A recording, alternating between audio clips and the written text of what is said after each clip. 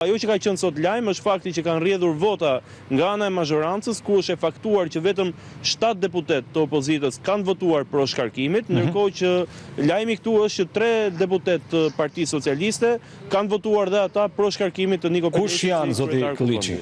Kështu që kam përshtypjen ky është lajmi me interes.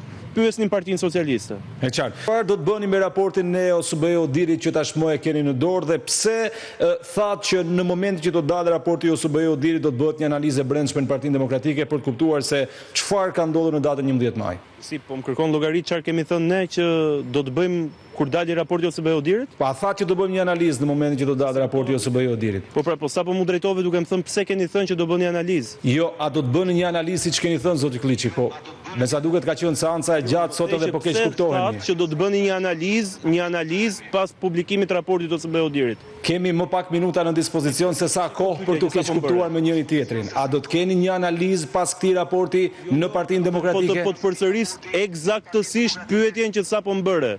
Eksaktësisht pyetja ishte kjo. Zoti Kulliçi, a do të keni një analizë? OSBE Odirit do të bëni një analizë. Do të ketë, siç e kemi thënë për herë, do të ketë një analizë të detajuar të gjithë procesit të farsës elektorale të 11 majit, në momentin që do të mblidhen forumet e Partisë Demokratike për ta vendosur, do të njiheni edhe ju përmes vendimeve të forumeve tona.